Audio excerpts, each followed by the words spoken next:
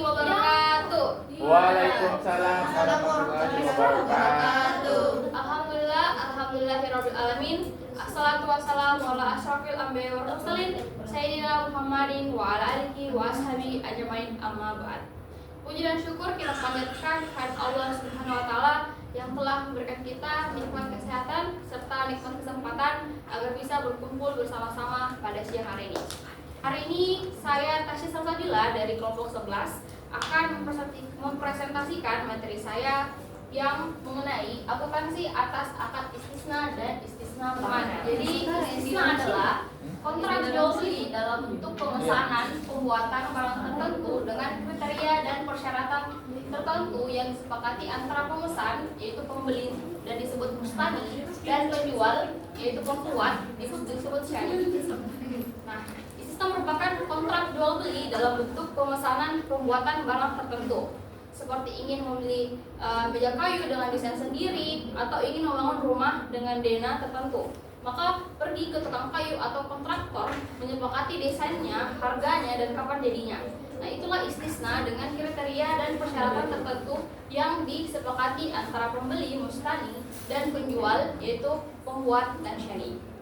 Sedangkan istisna paralel adalah berdasarkan PSAK nomor 104 paragraf 4 mengatakan bahwa istisna paralel adalah suatu bentuk akad istisna antara pemesan, pembeli dengan penjual, kemudian untuk memenuhi kewajibannya kepada mustasni yaitu pembeli, penjual memerlukan pihak lain sebagai syani yaitu pembuat. Nah, disinilah bank syariah berfungsi sebagai lembaga pembiayaan yang menjembatani nasabah yang butuh barang pesanan tapi belum memiliki dana yang cukup untuk membayar langsung ke produsen tersebut. Nah, perbedaan keduanya sangat terletak pada pihak yang terlibat. Nah, jadi istisna paralel adalah transaksi pesan lalu dibuat yang melibatkan tiga pihak. Yang pertama pembeli yaitu nasabah, lalu penjual yaitu bank, dan supplier ataupun kontraktor sebagai pembuat. Maka dari itu istisna paralel memiliki dua kontrak. Yang pertama, kontrak pertama antara nasabah dan bank, nasabah memesan barang kepada bank. Lalu kontrak kedua antara pihak bank ke pembuat, yaitu kontraktor atau supplier. Jadi pihak bank memesan barang yang sama kepada supplier. Jadi kenapa memerlukan dua kontrak tersebut? Jadi bank dapat memenuhi kebutuhan nasabah yang ingin membangun rumah, terus memesan mesin tanpa harus bank berubah menjadi perusahaan konstruksi. Jadi pihak bank bekerjasama dengan pihak ketiga yaitu pembuat, produsen yang memiliki keahlian teknis tersebut. Nah, ini juga merupakan salah satu cara agar menghindari riba dengan melalui jual beli yang nyata seperti barusan.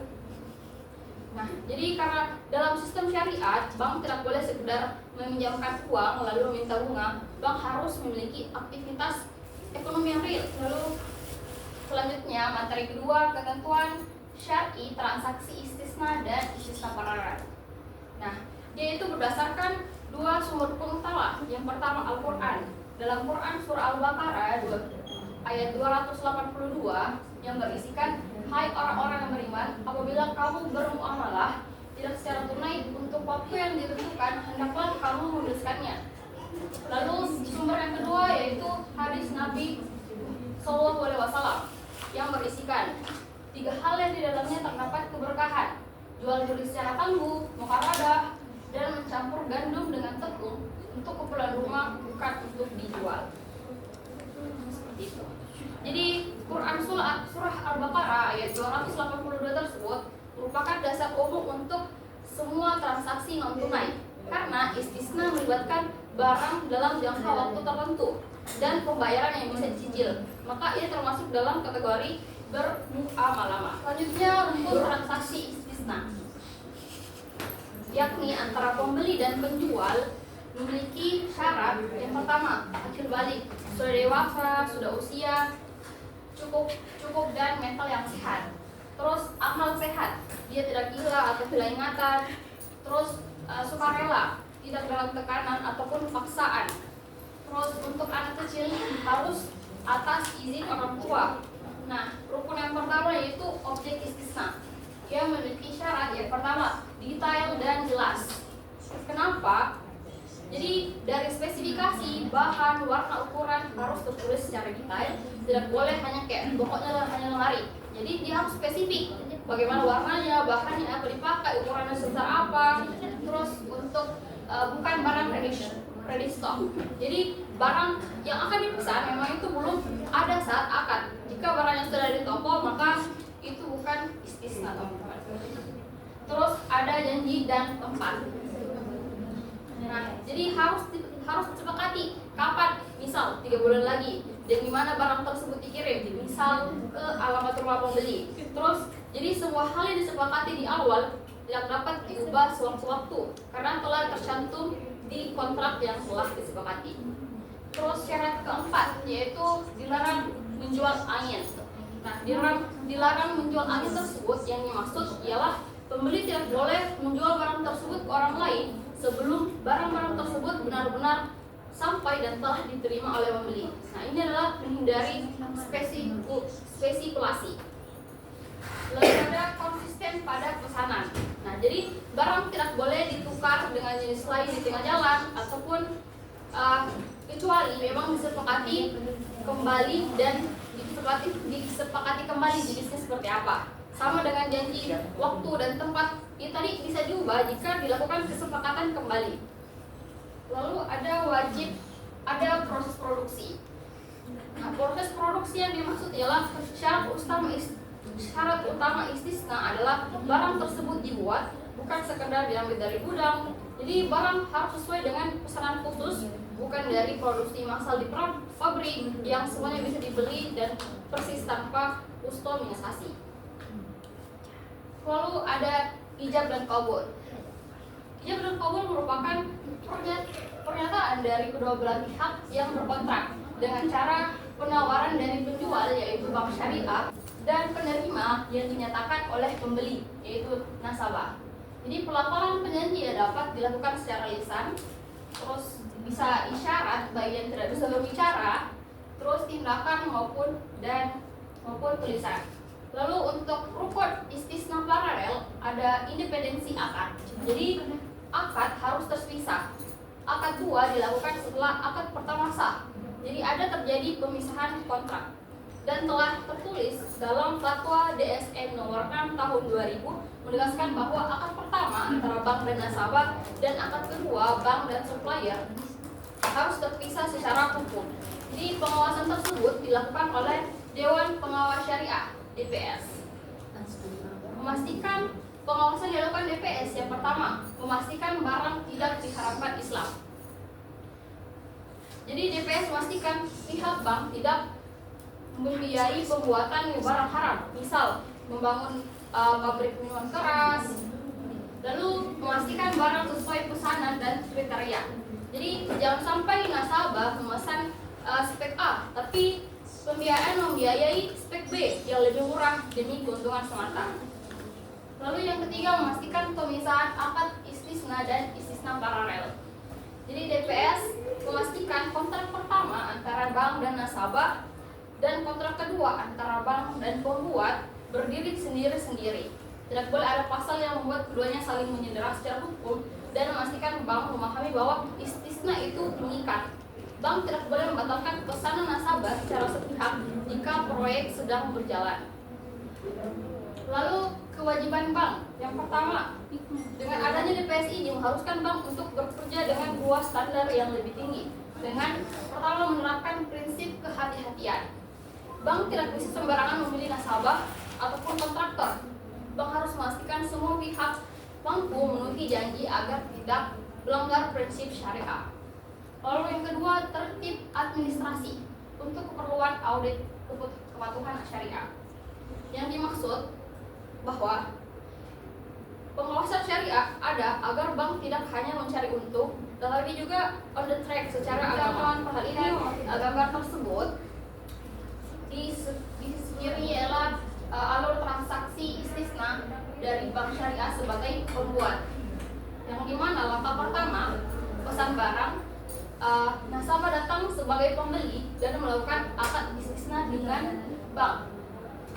Lalu di sini nasabah menentukan spesifikasi barang yang diinginkan, misalnya rumah tipe custom ataupun mesin pabrik yang diinginkan. Lalu yang 2A, penerimaan modal. Kedua, nasabah melakukan pembayaran. Dalam istisna, nasabah bisa membayar di muka, mencicil selama proses pembuatan ataupun melunasi di akhir saat barang jadi. Lalu 3A, syariah ke pembeli. Nah, terjadilah penyerahan barang pesanan. Setelah barang selesai diproduksi oleh pihak ketiga, bank bertanggung jawab menyerahkan barang tersebut sesuai dengan janji di awal. Lalu sisi kanan ialah hubungan bank dengan pembuat. Nah, jadi segera setelah akad pertama sah dan sudah ada kontrak pertama, selanjutnya bank melakukan kontrak kedua antara bank itu sendiri dengan pembuat. Nah, bank bertindak sebagai pembeli dan memesan barang yang sama kepada supplier ataupun kontraktor ataupun pembuat melalui akad istisna kedua. Yang kedua yaitu penyerahan modal. Bank kemudian memberikan modal ataupun dana kepada pembuat untuk membiayai proses produksi. Nah, pemberian ini biasanya dilakukan secara bertahap ataupun dalam sesuai dengan progres pembangunan di lapangan. Lalu yang ketiga, antara pembuat kembali ke bank syariah. Nah, setelah barang jadi, pembuat menyerahkan kepada bank. Nah, kenapa tidak langsung kepada nasabah? Karena secara fisik barang bisa langsung dikirim ke lokasi nasabah, namun secara dokumen hukum penyerahan ini dilakukan kepada bank sebagai pemesan pertama. Jadi setelah bank menerima pesanan tersebut, barulah pihak bank menyerahkan kembali kepada nasabah, yaitu BSI Geria, layanan penyediaan hunian impian dengan sistem margin. Nah, bisa kita lihat di gambar BSI Geria menawarkan layanan penyediaan hunian impian dengan sistem margin yang bersumber dari situs resmi Bank Syariah Indonesia. Jadi di sini BSI bekerjasama dengan developer. Di sini namanya pertama Sinar Masland, Putra Group, Midland, Jaya Real Property dengan Sumarban. Nah, jadi nasabah adalah Bustani dan Syani sekaligus penjual, yaitu bank, dan developer adalah pembuat. Nah, developer yang dimaksud yaitu ini Sinar Masland, Putra Group, Midland, Jaya Bank Real Property, Sumarban, dan yang menjadi mustasni yaitu Bank Syariah Indonesia. Kasus kedua yaitu terminal haji di Bandara King Abdul Aziz, Jeddah, Arab Saudi. Contoh kasus kedua ini ialah bagaimana istisna paralel digunakan dalam skala proyek besar internasional, yaitu melakukan pengembangan dan modernisasi fasilitas terminal haji di Bandara King Abdul Aziz. Nah, proyek ini adalah proyek kerjasama pemerintah dan badan usaha PPPT pertama bagi GACA dan merupakan pembiayaan syariah pertama untuk konsepsi model Bulk Transfer Operation. Nah, dia melakukan istisna paralel dengan membuat dua akad, yaitu akad pertama antara General Authority of Civil Aviation Arab Saudi dengan pihak Islamic Development Bank ISDB. Jadi caranya pembeli mustasni yaitu pihak General Authority of Civil Aviation GACA Arab Saudi. Mereka adalah pihak yang memberikan konsesi dan nantinya bertanggung jawab atas pembayaran kembali pembiayaan kepada bank selama periode 10 tahun. Lalu penjual lembaga pembiayaan yaitu Bank Syariah Islamic Development Bank ISDB sebagai lembaga pembiayaan menyediakan modal sebesar 100 juta US. Lalu yang ketiga, pembuat atau syani yaitu konsorsium swasta reputable konsorsium sebagai yang menangani proyek infrastruktur di bandara, yaitu membangun dan memodernisasikan fisik terminal sesuai dengan yang diinginkan. Nah, itulah tugas dari masing-masing tersebut yang bersumberkan dari sumber World Bank Group tahun 2012. Kasus ketiga yaitu pembangunan pembangkit listrik di Shuaibah 3 Arab Saudi. Jadi Arab Saudi mengumumkan pembangunan 7 pembangkit listrik energi terbarukan berkapasitas 3,67 gigawatt. Nah, dalam proyek ini, konsorsium bank syariah seperti Abu Dhabi Islamic Bank (ADIB), Saudi National Bank (SNB), dan Warbank Bank bertindak secara kolektif sebagai kesatuan, sebagai penjual ataupun pembuat di hadapan nasabah. Nasabah tersebut ialah perusahaan proyek SPV. Nah, jadi dilakukan kontrak pertama istisna, yaitu antara konsorsium bank berjanji kepada perusahaan proyek untuk menyerahkan pembangkit ataupun fasilitas desalinasi yang sudah sesuai dengan spesifikasi. Lalu kontrak kedua yaitu antara konsorsium bank yang kemudian memesan pembangunan fisik tersebut kepada kontraktor EPC. Jadi sudah jelas yang mana pemesan, yang mana penjual, yang mana pembuat. Selanjutnya dalam PSAK nomor 104, akuntansi mengatur hal-hal yang sering terjadi dalam pembangunan proyek besar. Yang pertama, aturan kapan beberapa proyek dianggap sebagai satu paket atau dipisah-pisah. Yang kedua, apa saja yang boleh dihitung sebagai modal bank. Yang ketiga, aturan jika di tengah jalan nasabah ingin menambah kapasitas listrik. Ini masih relevan dengan contoh kasus ini merupakan teknis perhitungan penjurnalan transaksi istisna, memakai perhitungan kasus yang pertama tadi, BSI Gria. Objeknya yaitu rumah inden ataupun developer distributor. Jadi saya bacakan soalnya. Ada pembiayaan BSI Gria, bank menggunakan akad istisna, yaitu akad pemesanan pembangunan rumah. Dalam kasus ini, bank terlebih dahulu melakukan kesepakatan dengan developer untuk membangun rumah dengan harga 130 juta. Kemudian rumah tersebut dijual kembali kepada nasabah dengan harga 150 juta. Nah, selisih sebesar 20 juta tersebut merupakan margin keuntungan bank. Karena rumah yang dibayar adalah rumah inden, maka pembangunan dilakukan secara bertahap. Oleh karena itu, dalam akuntansi digunakan metode presentasi penyelesaian. Artinya, pengakuan aset dan pendapatan tidak menunggu rumah selesai 100%, tapi yang mengikuti proses pembangunan rumah di lapangan. Seperti contoh kasus yang ini. Yang tahun pertama sampai hingga tahun ketiga sebesar 100,99% hingga 4,99%.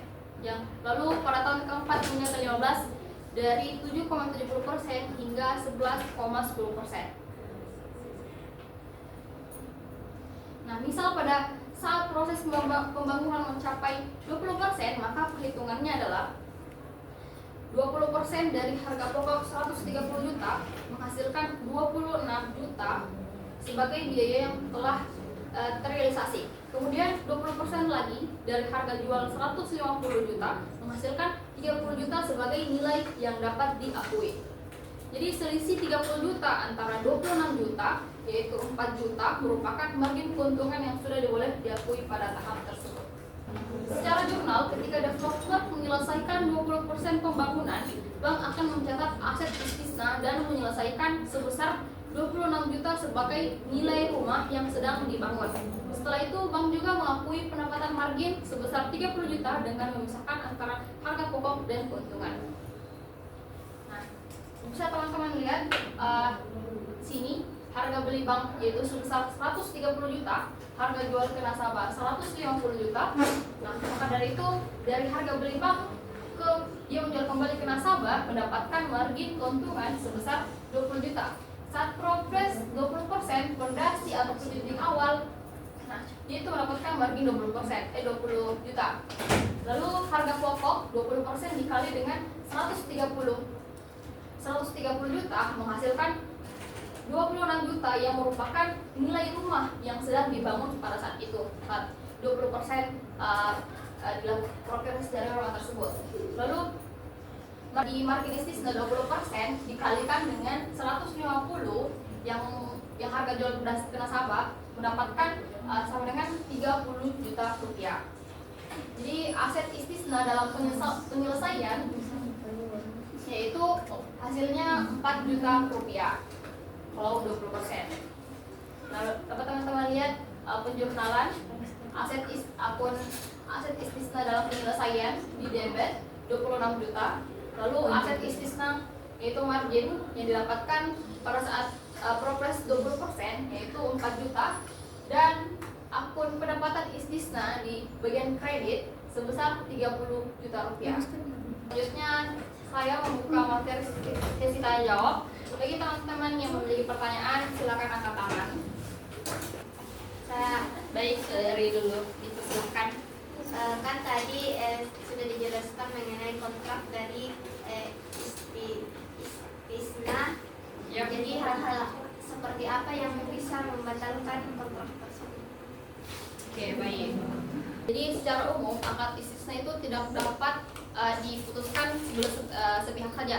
Jadi bisa dibatalkan ketika dilakukan kesepakatan kembali ataupun ada terjadi ketika barang yang didapatkan tidak sesuai, terus ada cacat ataupun timbul kondisi hukum yang menghalangi penyelesaian dari barang yang diinginkan. Seperti itu. Selanjutnya pertanyaan kedua. Oke, terima kasih atas kesempatannya. Nah, assalamualaikum warahmatullahi wabarakatuh. Langsung saja ke pertanyaannya. Yang pertama itu, apa yang terjadi jika barang yang dihasilkan tidak sesuai dengan kriteria yang telah disepakati dari awal? Oke, terima kasih. Oke. Jadi jika barang yang dihasilkan tidak sesuai dengan kriteria yang telah disepakati, maka penjual pelaku usaha dianggap melakukan one prestasi ingkar janji, dan konsumen berhak untuk menuntut ganti rugi, perbaikan ataupun pengembalian dana sesuai dengan Undang-Undang Nomor 8 Tahun 1999 tentang perlindungan konsumen. Konsumen berhak mendapatkan barang sesuai dengan nilai tukar ataupun kondisi yang telah dijanjikan. Seperti itu. Tadi saya telah selesai, pertanyaan sudah saya jawab. Sampailah kita di akhir sesi tersebut. Semoga apa yang saya sampaikan dapat bermanfaat bagi teman-teman semua. Amin. Sampai jumpa di sesi kelas berikutnya. Wabillahi taufiq wal hidayah. Assalamualaikum warahmatullahi wabarakatuh. Waalaikumsalam.